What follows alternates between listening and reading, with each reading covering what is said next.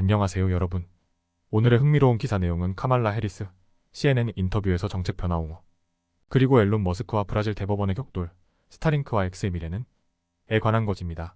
우선 좋아요 버튼을 누르고 채널 구독 및 알림 설정 또 잊지 마세요. 여러분의 관심과 지지가 저희에게 큰 힘이 됩니다. 첫 소식은 카말라 해리스 미국 부통령이 최근 CNN과의 인터뷰에서 주요 정책에 대한 입장을 어떻게 표명했는지에 대해 이야기해보려고 합니다. 먼저 이번 인터뷰는 2024년 대선을 앞두고 카말라 해리스 부통령이 미네소타 주지사팀 월즈와 함께한 첫 주요 TV 인터뷰로 많은 주목을 받았습니다.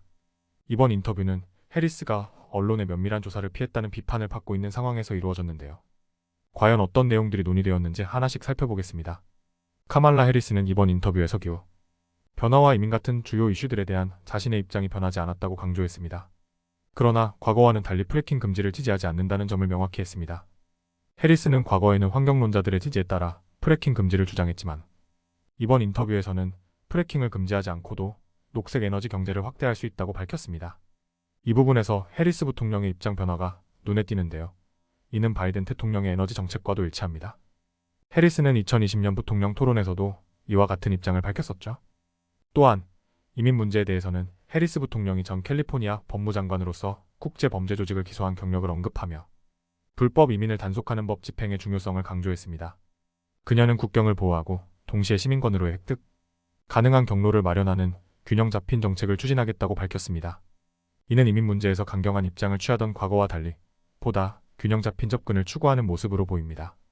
한편 가자에서의 전쟁 종식과 관련된 질문에서는 바이든 대통령의 입장을 따르며 이스라엘과 하마스가 휴전과 인질 교환에 대한 합의를 이룰 것을 촉구했습니다. 이 부분에서 해리스는 미국의 외교적 입장을 지키며 평화를 위한 노력을 강조하는 모습을 보였습니다. 그렇다면 해리스 부통령이 바이든 대통령의 경제 기록에 대해 어떻게 평가했을까요? 그녀는 바이든의 경제 정책이 성공적이었는지 묻는 질문에 대해서는 구체적인 답변을 피하면서도 처방약, 비용 절감 등 행정부의 업적을 언급하며 긍정적인 평가를 내렸습니다. 그러나 여전히 할 일이 많다고 덧붙이며 향후 과제를 인정했습니다. 또 하나 흥미로운 점은 해리스 부통령이 백악관에 입성하면 공화당원을 내각에 임명하겠다고 말한 부분입니다. 이는 초당적인 협력을 강조하는 발언으로 과거에도 반대당 의원을 내각에 임명한 전례가 있는 만큼 이 발언이 어떤 결과를 낳을지 주목됩니다. 마지막으로 해리스 부통령은 인터뷰에서 트럼프 전 대통령에 대해서도 언급했습니다. 그녀는 트럼프가 지난 10년 동안 미국을 분열시켜왔다고 비판하며 이제는 국민들이 변화의 시점을 맞이할 준비가 되었다고 강조했습니다. 트럼프의 흑인 정체성에 대한 비판에도 똑같은 낡고 지루한 플레이북이라며 일축했습니다. 이상으로 카말라 해리스 부통령의 CNN 인터뷰에 대한 분석을 마치겠습니다. 여러분의 생각은 어떠신가요? 이번 인터뷰에서 해리스 부통령이 보여준 입장 변화가 대선에 어떤 영향을 미칠지? 또 트럼프 전 대통령과의 대결 구도가 어떻게 형성될지 기대됩니다. 두 번째 소식은 앨런 머스크와 브라질 대법원 간의 치열한 법적 공방에 대해 이야기해보겠습니다.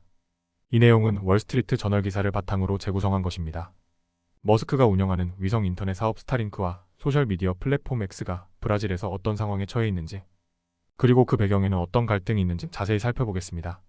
먼저 상황의 시작은 브라질 대법원이 스타링크의 재정을 동결하라는 명령을 내린 데서 비롯되었습니다.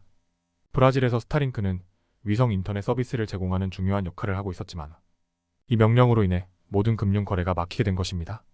머스크는 이 조치가 브라질 헌법에 보장된 적법 절차를 무시한 것이라고 강하게 반발했습니다.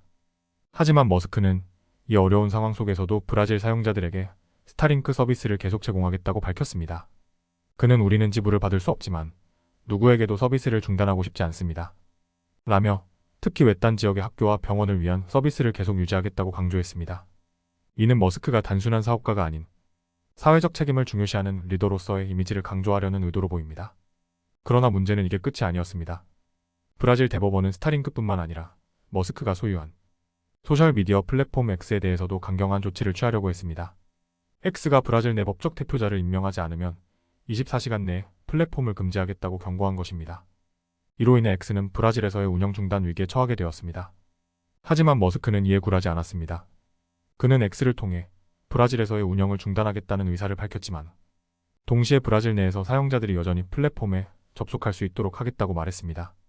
이는 법원 명령에 대한 공개적인 도전으로 해석될 수 있으며 브라질 정부와의 갈등을 더욱 격화시키는 결과를 초래할 수 있습니다.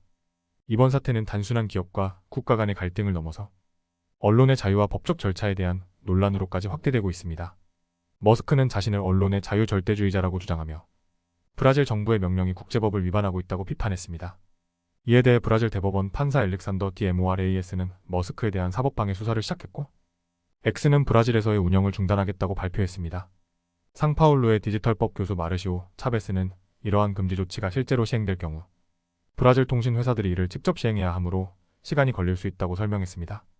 과거에도 페이스북의 왓츠앱에 대한 임시금지 조치가 몇 시간 동안 지속된 적이 있었지만 결국 브라질 인구의 대부분이 사용하는 플랫폼이라 금지 조치는 해제되었습니다. 그러나 X의 경우 시장 점유율이 상대적으로 낮아 금지 조치가 더 오래 지속될 가능성이 큽니다.